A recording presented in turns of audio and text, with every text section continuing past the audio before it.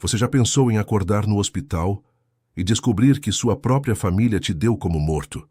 Que fizeram seu velório, enterraram alguém no seu lugar e seguiram a vida como se você nunca tivesse existido? Pois foi exatamente isso que aconteceu comigo. Fui declarado morto pela minha esposa, pelos meus filhos, e só descobri quando li meu próprio nome no jornal, na seção de óbitos. Essa é a história de como eu fui enterrado em vida e tive que lutar para provar que ainda estava aqui, vivo. Se você acha que já ouviu histórias estranhas, se prepara, porque o que aconteceu comigo pode acontecer com qualquer um. Fica comigo até o final e já deixa seu like, compartilha esse vídeo e se inscreve no canal, porque essa história merece ser ouvida. E ninguém deveria ser esquecido desse jeito. Era uma manhã comum. Acordei cedo, tomei meu café preto e saí para trabalhar como fazia todos os dias. Eu era caminhoneiro, há mais de 20 anos cruzando estradas, conhecendo o Brasil de ponta a ponta, enfrentando sol, chuva, buraco e tudo mais que o asfalto oferece. Não era uma vida fácil, mas era a vida que eu escolhi. Sempre fui responsável, prudente, nunca bebi no volante, nunca fui de correr. Mas naquele dia, algo deu errado, muito errado.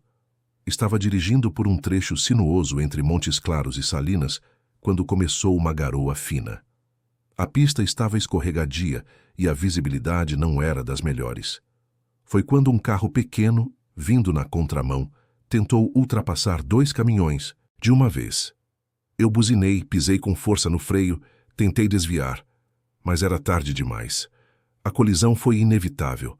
O que aconteceu depois é um grande vazio, um apagão completo, como se minha mente tivesse sido desligada. Quando acordei, já era noite. Estava deitado numa maca com uma luz branca forte acima do meu rosto e uma máscara de oxigênio presa à minha boca. Tentei me mexer, mas o corpo não obedecia.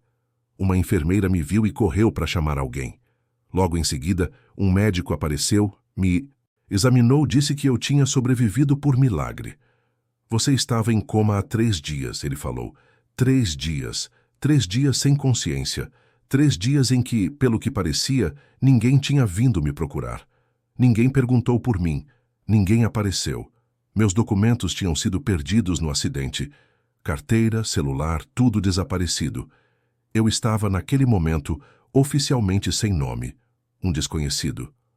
Tentei explicar quem eu era, dar meu nome completo, número de CPF, telefone de casa, endereço. Os médicos anotaram, disseram que iriam avisar minha família. E eu acreditei. Achei que no dia seguinte veria minha esposa, meus filhos, talvez meu irmão. Mas os dias foram passando. 1, 2, 5, 7 e nada. Cada vez que a porta do quarto se abria, meu coração disparava. Será agora? Será que vieram? Mas sempre era só mais uma enfermeira, trazendo comida ou trocando o soro. Comecei a perguntar todos os dias se haviam conseguido contato com alguém da minha família. As respostas eram sempre vagas. Ainda não, estamos tentando, não conseguiram atender. A sensação de abandono começou a me sufocar. Será que ninguém estava preocupado comigo? Será que acharam que eu tinha morrido? Será que preferiam assim? Uma noite, não consegui dormir. Fiquei olhando para o teto do hospital, tentando entender. Aquilo não fazia sentido. Eu sempre fui presente, mesmo na estrada. Ligava todos os dias, avisava onde estava, mandava fotos, falava com minha esposa antes de dormir. Meus filhos já estavam grandes, mas sempre me respeitaram. O que poderia justificar aquele silêncio? Foi só quando pedi a um dos enfermeiros que trouxesse um jornal da cidade, qualquer um dos últimos dias, que o primeiro pedaço da verdade começou a surgir. E ali, no fim da 2ª página, meu nome estava impresso, em letras pequenas, frias, impessoais. Nota de falecimento. Antônio Celso de Almeida, 62 anos, caminhoneiro. Velório realizado ontem. Sepultamento no cemitério Parque da Paz. Meus olhos arderam. O chão sumiu sob meus pés. Eles achavam que eu estava morto. Minha família me enterrou. Mas eu estava vivo. Eu li e reli aquela nota de falecimento dezenas de vezes. O papel tremia nas minhas mãos, ou talvez fossem minhas mãos que tremiam demais. Me vi ali naquelas linhas curtas, como se minha vida tivesse sido resumida em uma nota de rodapé. Um nome, uma idade, uma profissão, uma data. Só isso. Como se fosse fácil assim sumir com uma pessoa inteira. Os dias que se seguiram foram de uma angústia que não dá para colocar em palavras. Eu continuava no hospital, me recuperando fisicamente, mas mentalmente eu estava naufragando. Como podia minha esposa, meus filhos, minha própria família fazer um velório, um enterro, sem ter certeza de que o corpo era mesmo o meu? Falei com os médicos, implorei para que deixassem eu fazer uma ligação. Quando finalmente consegui, disquei o número da minha casa com os dedos trêmulos. E nada. Chamava e ninguém atendia. Liguei pro celular do meu filho mais velho. Caixa postal. Tentei minha irmã, meu cunhado, até um vizinho. Ninguém atendeu. A impressão que dava era que o mundo tinha me desligado, como se eu fosse um fantasma tentando se comunicar com os vivos. Pedi aos enfermeiros para tentarem contato oficial. Eles disseram que já tinham feito isso, mas que ninguém tinha ido até o hospital. Comecei a desconfiar. Alguma coisa estava muito errada. Um erro, tudo bem. Mas ninguém sequer aparecer. Nem para verificar, nem para confirmar. Aquilo não era só um engano, era abandono. Fiquei sabendo por uma técnica de enfermagem que, quando fui levado ao hospital, meus documentos não estavam comigo. E o outro homem, o do carro pequeno que causou o acidente, ele tinha morrido na hora. O corpo dele estava carbonizado. As equipes de resgate me encontraram desacordado, também com queimaduras, e acreditaram que o morto era eu. Mas eu sobrevivi. E o morto, ninguém sabia quem era. A família aparentemente reconheceu o corpo como sendo o meu. Um erro grotesco, sem confirmação por DNA, sem exames. Só olharam e disseram, é ele. Fizeram o velório, o sepultamento e seguiram a vida. Meus pertences, minha história, tudo havia sido encerrado por um equívoco. Ou seria mais que isso? Comecei a pensar no que me esperava do lado de fora. Será que minha casa ainda era minha? Será que meus bens estavam seguros? Ou tudo já havia sido repartido, doado, vendido? Era um pensamento amargo, mas inevitável. Cada noite no hospital era mais fria que a anterior. Não pelas cobertas, mas pela certeza crescente de que eu estava sozinho no mundo. Os rostos dos meus filhos, da minha esposa, da minha irmã, todos desbotavam na minha memória. O que antes era amor e saudade, agora era dúvida e desconfiança. Por fim recebi alta médica. Estava curado do corpo, mas ferido por dentro. Sem documento, sem ninguém para me buscar, saí do hospital com uma mochila doada por um voluntário e o jornal dobrado com meu próprio falecimento marcado. Peguei um ônibus até minha cidade com o pouco dinheiro que me deram. O motorista não quis cobrar passagem ao ouvir minha história. Isso aí é coisa de filme, ele disse. Mas não era. Era minha vida. E era hora de encarar a verdade. Eu ia voltar para casa, vivo.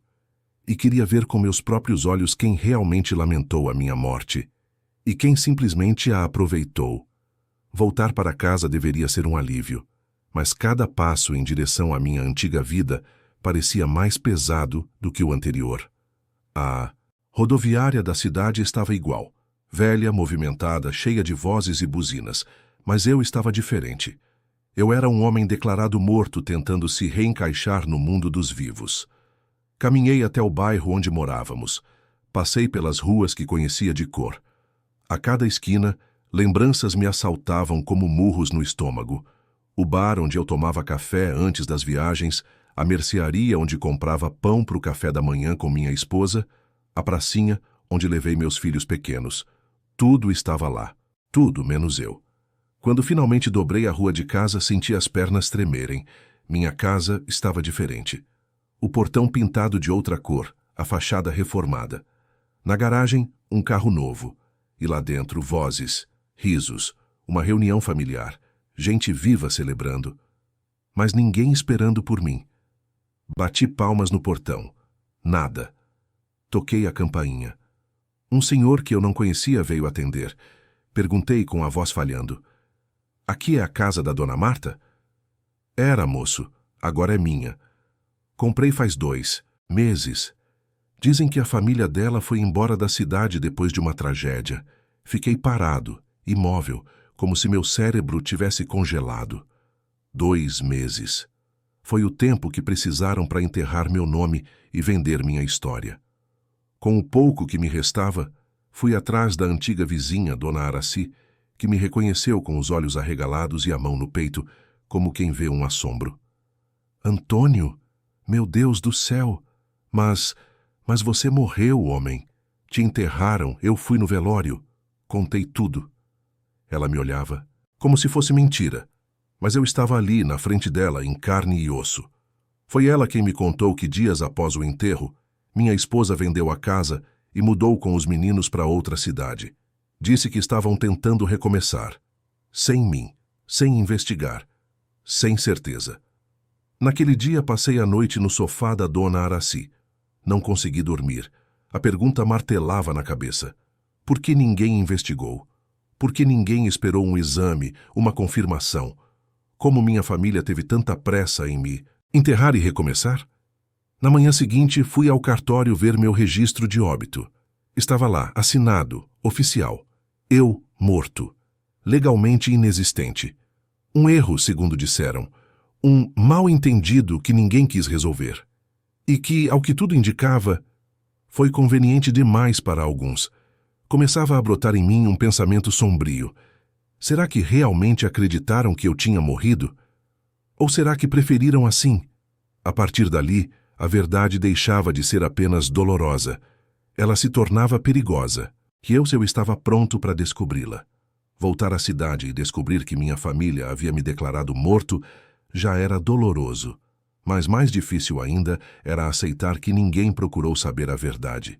Eu precisava respostas, precisava encarar aqueles que, com pressa ou por conveniência, me enterraram vivo. Consegui, com a ajuda de um conhecido antigo, o novo número de telefone do meu filho mais velho. Quando liguei, ele atendeu. A voz era a mesma, mas o silêncio que veio depois que eu disse alô e me identifiquei foi como um soco no estômago. "Pai?" ele disse com a voz embargada. "Não, não pode ser." "Sou eu.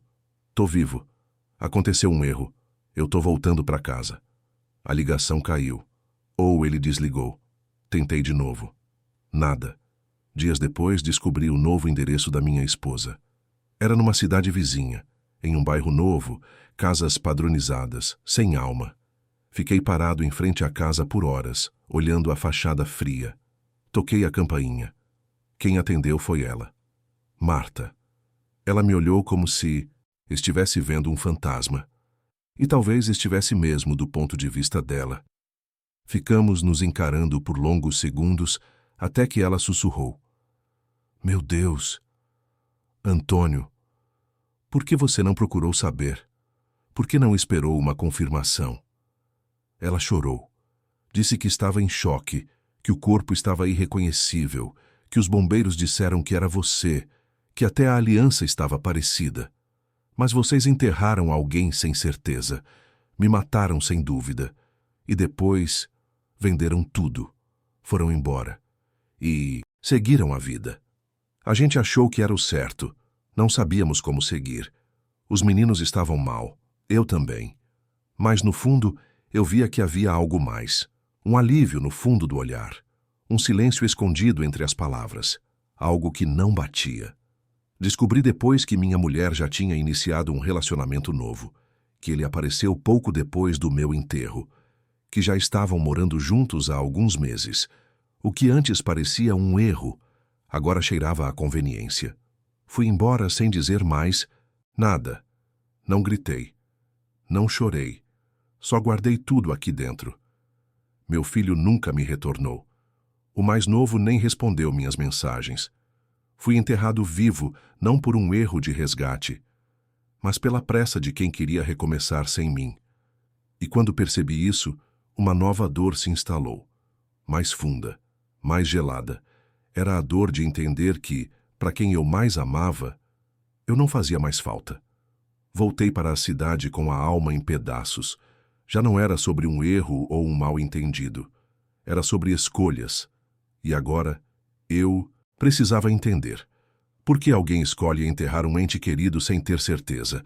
Por que seguir em frente com tamanha frieza? Eu precisava confrontar os que restavam. A primeira pessoa que procurei foi minha irmã, Maria Inês. Sempre fomos próximos. Ela era minha confidente na juventude, aquela que me acalmava nas fases difíceis. Imaginei que, se alguém tivesse duvidado da minha morte, teria sido ela. Quando bati à porta da casa dela, fui recebido com um misto de choque e culpa. Ela ficou paralisada, a boca aberta, os olhos marejados. Não me abraçou, não falou meu nome. Apenas se virou e entrou, me deixando do lado de fora, sem uma palavra. Insisti, entrei, me sentei na sala. Ela tremia. Eu tentei, ela sussurrou. Eu disse que não era você naquele caixão, que deviam investigar melhor. Mas ninguém quis ouvir. Marta estava decidida. Os meninos também.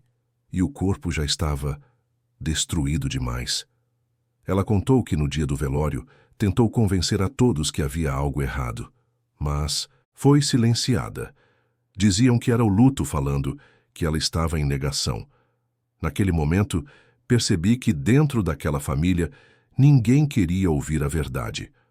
Era mais fácil aceitar a morte do que lidar com a possibilidade de que eu ainda estivesse vivo e reaparecesse. Maria Inês chorava, mas sua dor era diferente. Era de arrependimento. Ela me disse que depois do enterro, Marta se reaproximou de um antigo colega de trabalho. Em poucas semanas, estavam juntos. Ela tentou alertar os sobrinhos, mas foi afastada. Você vive no passado, diziam. Eu nunca acreditei, Antônio. Nunca. Mas você sumiu. Ninguém tinha notícias. E quando os dias passaram, eu me calei. Esse foi o golpe final. Não a rejeição, mas a omissão.